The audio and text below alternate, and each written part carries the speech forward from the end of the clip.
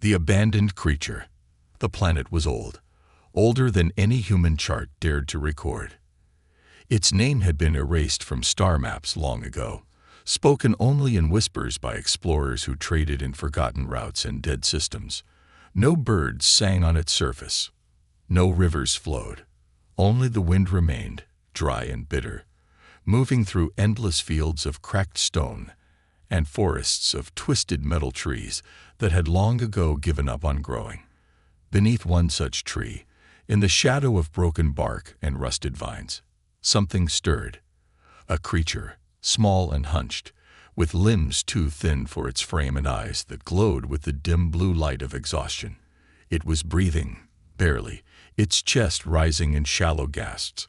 If one looked close, they might mistake it for a dog. Not a dog of Earth, but some distant cousin shaped by evolution on a harsher world.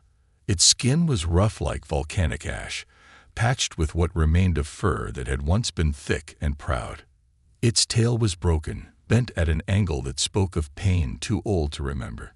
Two of its legs dragged behind it uselessly as it tried to crawl forward, leaving streaks of blood in the dust. Not long ago, it had been part of something greater. A pack. Creatures like it, fast and cunning, built for survival. They didn't mourn. They didn't hesitate. When one among them slowed, when weakness crept into muscle and bone, the pack didn't wait for nature to take its course. They dealt with weakness swiftly, a snap of jaws, a silent agreement. Survival was all that mattered. The creature hadn't fought back. It couldn't. It had barely escaped with its life, limping through unfamiliar terrain, hiding in caves and under the skeletons of ancient machines, feeding on insects and lichen, until even that became too much. It had stopped counting days, stopped measuring time. All it knew was hunger, cold, and a deep ache in its chest that had no name. But still it lived. Barely. The will to survive hadn't gone yet. Though it had come close, it would have died there, alone and forgotten like so many others, if not for the distant hum of an orbiting human ship cutting silently across the upper atmosphere. On board the vessel, the Osprey 9, a young pilot named Ellis sat at her station, flipping through system logs with glazed eyes.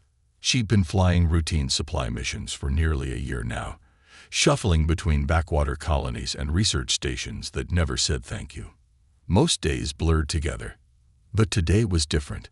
Today, her sensor board blinked with something strange, a life reading. Small, faint, not human, not even close. Most of the crew ignored it. Background radiation, one said. Ghost echo from an old transmitter, another shrugged. But Ellis leaned closer. She watched the rhythm of the signal, the slow flicker of it. It pulsed like a heartbeat, like something that hadn't given up. She asked for permission to investigate. The commander denied it. The mission didn't allow for detours, not in restricted zones. They didn't have time for lost aliens. But the signal kept blinking, steady, stubborn. And so, after the crew went into rest cycle, Ellis made a decision. She manually adjusted the thrusters, just a nudge, just enough to bring the ship over the source of the signal. No one would notice for a few hours. She told herself she'd just take a quick look. Just a drop and scan, in and out. Nothing serious. But somewhere beneath the clouds, as the ship descended through the thick, dusty atmosphere, the creature lifted its head. It was weak, yes, dying even. But it felt the shift in the wind. It saw the light cutting through the sky like a falling star, and something in its tired chest stirred. Not fear, not pain, but something far older. Something like hope. The first meeting. The shuttle hissed as it touched down, its landing struts sinking slightly into the soft ash that covered the ground like ancient snow. Silence greeted Ellis as she stepped out, her boots crunching against brittle fragments of bone-white stone. Her breath fogged inside her helmet, though the air outside was technically breathable. It just wasn't kind. Everything about the planet felt wrong, like walking into a house that had been empty for too long. Her eyes scanned the horizon, then dropped to the data pad in her gloved hand. The signal was stronger now, close, pulsing in slow waves. Her tracking drone floated ahead, small lights blinking, scanning every heat signature and chemical trace within 100 meters. She moved carefully, ducking under twisted branches and stepping over collapsed ruins that might once have been part of a shelter, or maybe even a machine. The further she walked, the colder it felt, not in temperature, but in spirit. This place had been abandoned by everything that mattered. Yet the signal persisted. It led her to the edge of a hollow, a dip in the land where rocks formed a shallow bowl, half covered in vines. The drone hovered still, then beeped once. Target located. Ellis raised her light, the beam slicing through the gloom, and froze. Nestled against the stone wall, curled into itself like a dying breath, was the creature. It didn't move. At first, she thought it was dead. Its body was thin, almost skeletal, its breathing so shallow it barely stirred the dust. The skin around its limbs was cracked and dry, and one of its eyes was shut, crusted with dried blood. But the other eye, that faint, flickering blue, opened. It looked at her, not with fear, but with the resigned silence of something that had already accepted its end. Ellis felt something shift inside her. Training told her to keep distance, to call it in, to alert the medical team or the biohazard crew. But protocol faded from her mind as the creature tried, and failed, to lift its head. It made a sound then, not a growl, not a cry, something smaller, like a whisper. Ellis knelt slowly, one hand reaching into her side pouch. She broke open a ration bar, the sweet, nutrient-rich scent filling the air. The creature didn't move, only its eyes followed the motion. She placed the food on the ground and backed away a little, her breath caught in her throat. For a moment, nothing happened. Then, slowly, painfully, the creature dragged itself forward with its front legs, every inch a struggle. Its nose touched the food, sniffed, and with a trembling motion, it bit. It chewed once, twice, then collapsed beside the bar, too weak to even finish. Ellis moved without thinking. She wrapped it gently in her emergency blanket, feeling the fragile rise and fall of its chest. It didn't fight. It didn't even seem to understand what was happening. It was just tired. And Ellis, who had once rescued broken drones and sick birds back on Earth, who had always seen the beauty in things no one else wanted, knew she couldn't leave it here. She carried it back to the shuttle in silence, arms cradling its shivering frame. When she reached the ship, her comm buzzed with warnings: unauthorized departure, biosignal detected, medbay alert. She ignored them all. The crew met her at the ramp, staring in disbelief. Some recoiled. Some shouted. But Ellis didn't care. She walked past them, head held high, and laid the creature gently on the medible. It was still breathing. Barely. A few hours more, and it would have died. She didn't know what it was. She didn't know what it had been through. But something in her gut told her this was no ordinary animal. This wasn't a rescue. This was a beginning. Healing and secrets. The creature slept for 3 days without waking. In the quiet corners of the Osprey 9's medbay, wrapped in sterile blankets and surrounded by humming machines, its small body rose and fell like a tide that had almost forgotten how to return. Ellis barely left its side. She checked vitals, adjusted nutrient drips, and argued with the medical eye until it finally stopped suggesting euthanasia for specimen comfort. To everyone else aboard, it was still just a mistake, a liability wrapped in an alien skin, something not worth risking human lives over. But Ellis saw more. She saw how the creature's breathing changed when she entered the room, how its ears flicked at her voice, how its one good eye followed her every movement, even when the rest of it could not. She called it Caro, a name from an old bedtime story her grandmother used to tell, a name that meant survivor, though no one remembered the language anymore. Caro. It fit. Slowly, the wounds began to close. The dry, cracked patches of skin began to soften. His second eye reopened.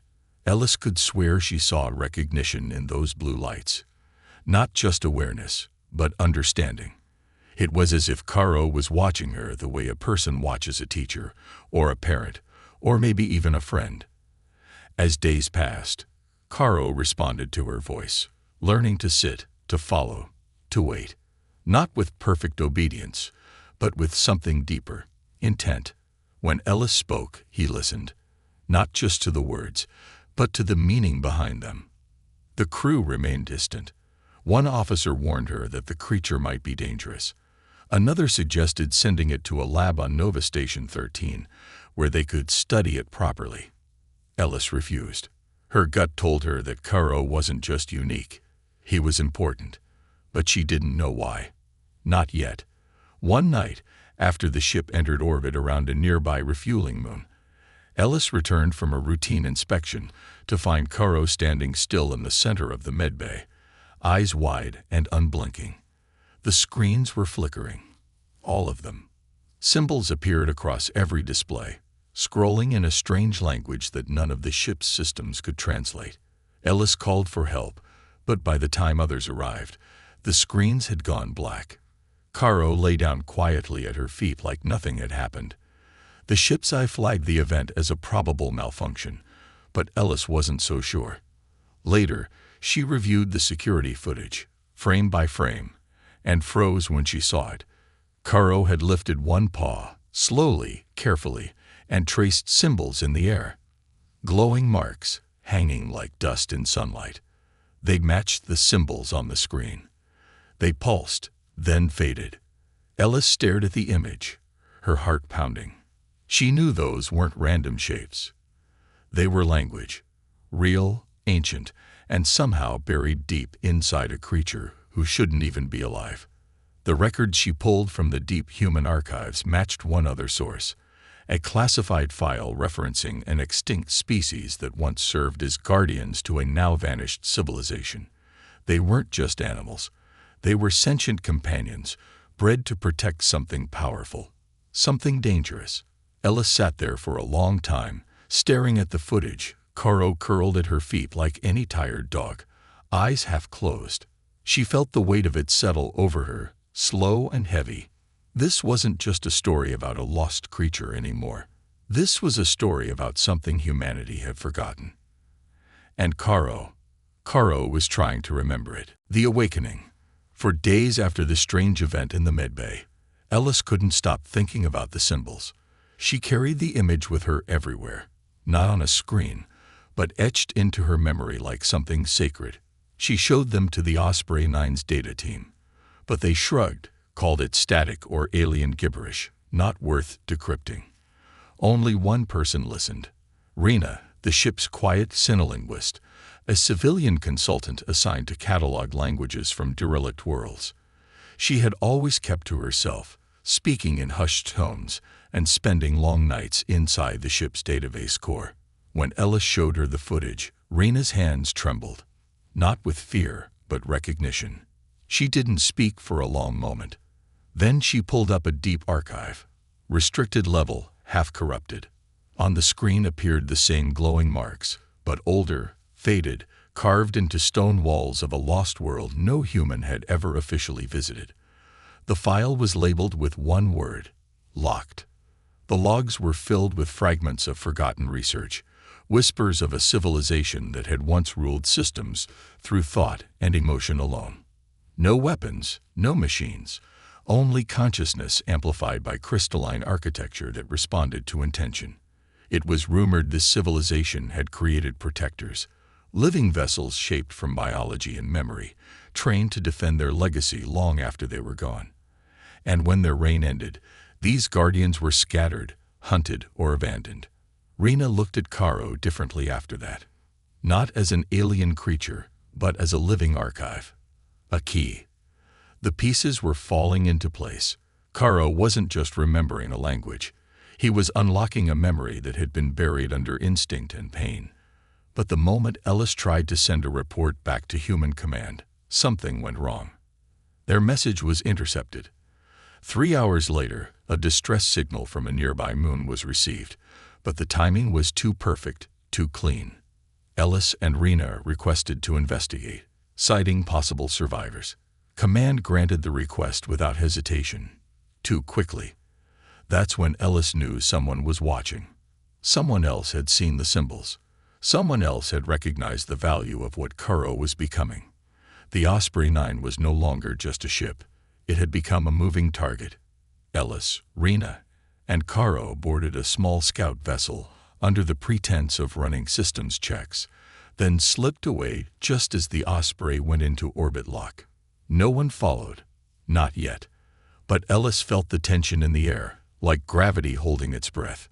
Karo sat quietly in the passenger seat, eyes fixed on the stars as if he could read the space between them.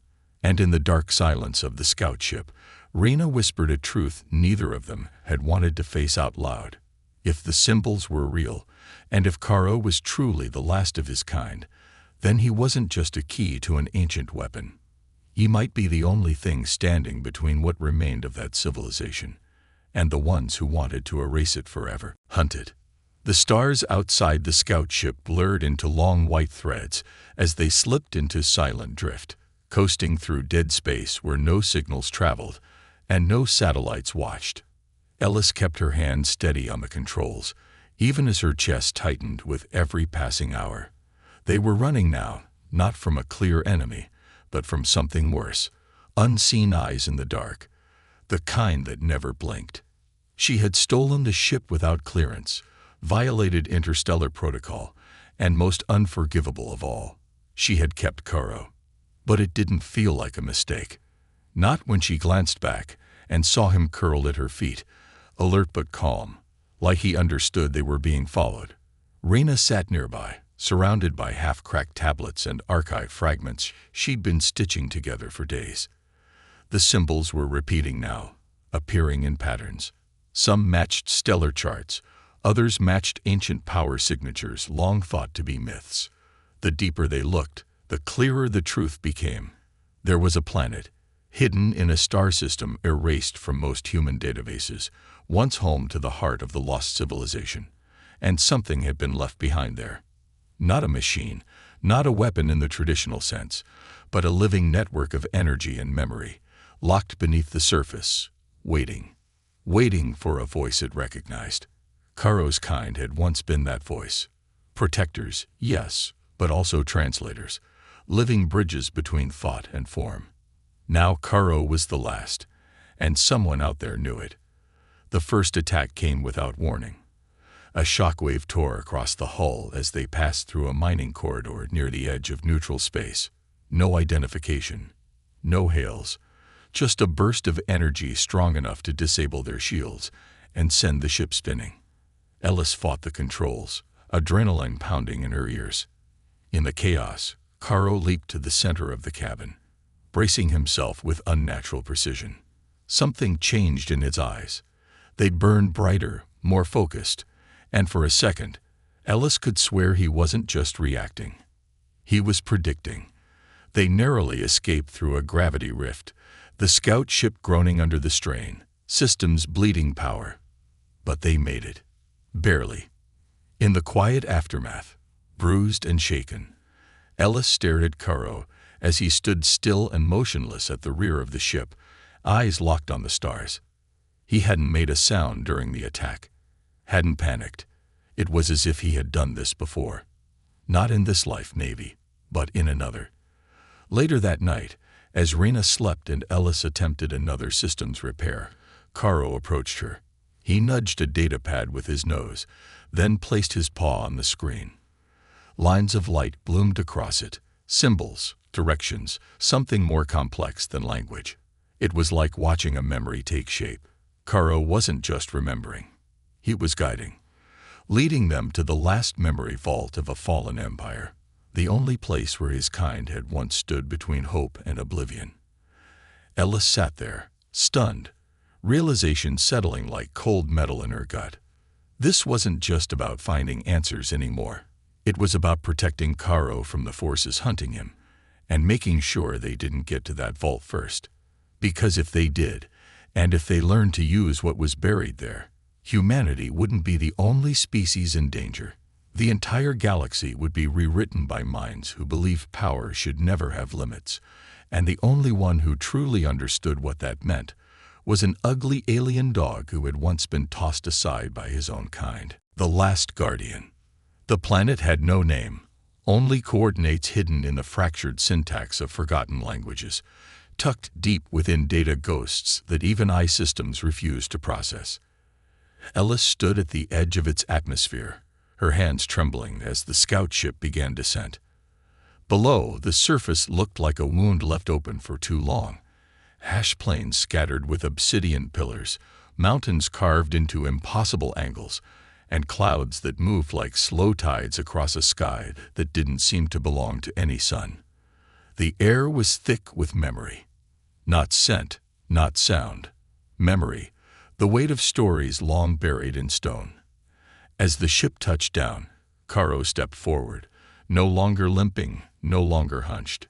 His posture had changed. His eyes were brighter, sharper. Something had fully awakened inside him. Rena followed close behind, arms wrapped around her satchel of ancient recordings, heart pounding with the rhythm of awe and fear. They passed through ruins that pulsed faintly under their feet, remnants of machines that no longer spun but still remembered their purpose. Every step echoed through chambers that once held voices, voices that had shaped stars, ended wars with whispers, and believed in a power that didn't need violence to be heard. The vault was deep beneath the surface, hidden behind a gate made of woven light. No door, no mechanism, only a pattern, one that responded not to touch, but to thought. Ellis watched as Karo stepped forward and sat before the gate. His body went still. The light began to shift. Symbols rose around him like petals falling in reverse. The gate opened with a sound like breath. Inside, the chamber wasn't filled with machines. It was filled with crystals suspended in air, humming with stored emotion, entire lives encoded into shape and sound. History in its purest form. The weapon wasn't destruction. It was knowledge so powerful, it could rewrite identity, reshape memory, collapse hate, and rebuild entire cultures through understanding. It was what had made the Ancient Ones unstoppable, and also what had destroyed them when others feared its reach. Karo stepped into the center of the room and lifted his head. Light poured from the crystals, connecting to him, surrounding him, entering him. Ellis shouted, tried to run forward, but Rena held her back, eyes wide with tears. She understood. This was always what Karo had been made for. Not to fight, not to flee, but to remember. He was the last guardian, the final key to a legacy that had tried to teach the stars to be better than war. Outside, the sound of engines cracked the silence. They had been found. Ships descended from above, marked with symbols of mercenaries and factions that answered to no law but profit. They wanted the vault, the crystals, the code. Ellis turned to Karo, her voice breaking as she asked him to come with her, to escape. But Karo didn't move. He looked at her with eyes filled not with fear, but peace. Then, gently, he lowered his head and touched the floor with one paw. The chamber lit up like a star being born. The gate sealed shut. The ruins shifted, burying themselves beneath stone and time once more. Ellis screamed his name, but the sound was swallowed by silence. Outside, the ships found nothing but empty rock and ancient echoes. And somewhere beneath the surface, deep within a vault of light and memory, the last guardian rested, alone, where he was always meant to be, protecting the one thing his creators had died to keep safe.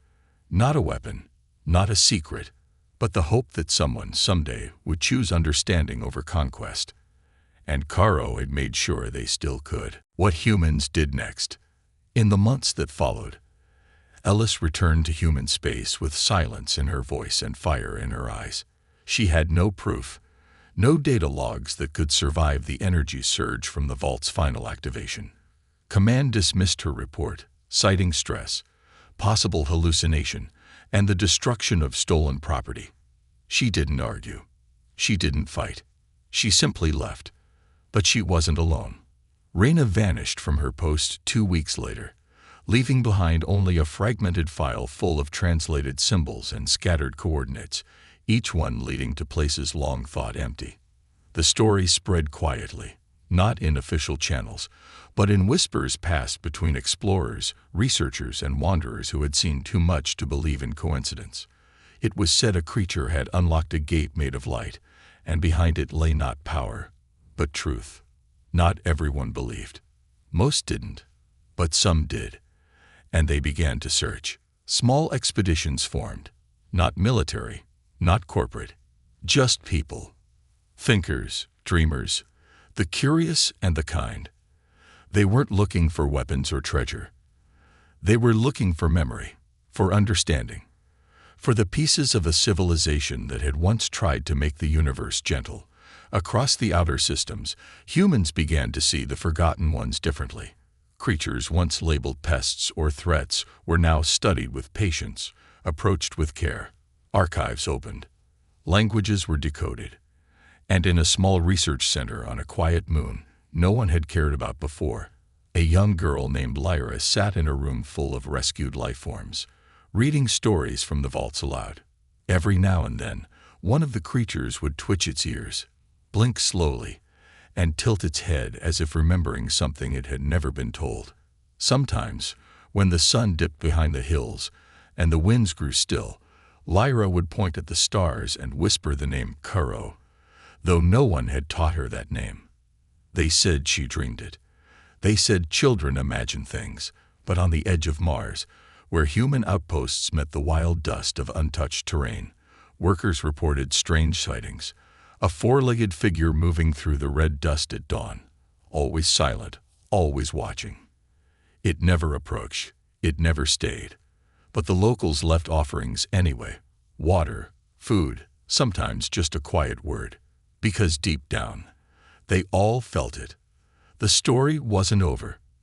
The galaxy still held ruins that hummed when touched, doors that only opened to thought, and stories that only lived when someone was willing to listen.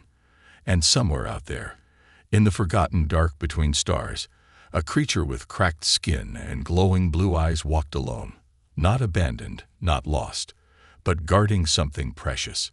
Not just a vault, not just a legacy, but the belief that even the smallest life, the ugliest form, the one cast aside by its own kind, could be the key to saving everything. Echoes that remember. Years passed. The stars spun slowly in their endless rhythm, indifferent to the small stories unfolding beneath their light. On Earth, the official record of the Kuro incident remained sealed, labeled incomplete and speculative. But stories have their own way of surviving, even when truth is buried under protocol and pride. In quiet corners of the human frontier, children whispered tales of a creature made from memory and light, who once chose to guard peace instead of unleash destruction. Those stories grew, not as myths, but as seeds. Scientists stopped building weapons meant to erase and instead began creating tools meant to preserve. Schools on deep space stations began teaching forgotten languages. Artists sculpted creatures with 6 eyes and broken tails, calling them guardians, and painting them not as beasts, but as teachers. It didn't happen all at once. The galaxy was still dangerous. Greed still whispered. But something had shifted. People began to ask different questions, and that more than anything was what Kuro had once guarded. The right to choose better questions.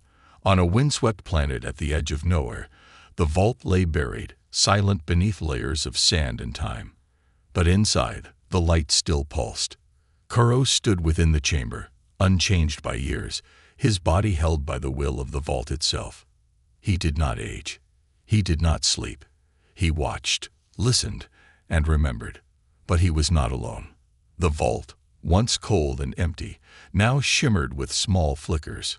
Creatures drawn from across the galaxy, lost and wandering, who had followed whispers carried on solar winds. They had come not to serve, but to rest, to feel safe. And Kuro let them stay. He moved slowly among them, guiding the fearful, comforting the broken, teaching through presence more than words. His mind, once fractured by pain and silence, was now whole, a bridge of thought that stretched across generations of memory. Sometimes, He would pause beside one of the great crystals and press his paw to its surface. Images would bloom. Ella standing with fire in her eyes, Rena whispering forgotten truths, a child named Lyra tracing symbols into the dust. And through it all, a single thread remained. The moment when a human saw something ugly and broken and chose not to fear it, but to love it. Outside, beneath the dust and wind, a small team of explorers arrived. Not warriors, not thieves, just learners. They knelt near the old landing site, brushing away ash, feeling the faint warmth beneath the stone. They didn't try to force the gate open. They simply waited. And somewhere deep within, Caro opened his eyes. For the first time in years, he stepped forward, toward the light that flickered at the edge of the chamber. The light that meant someone had come not for power, but for understanding. And as the gate began to stir, quiet and slow like the breath of something ancient waking up, Caro whispered into the silence, not with voice, but with memory. A welcome, an invitation, a promise. The galaxy, once broken, had not healed completely, but it had remembered. And that was enough.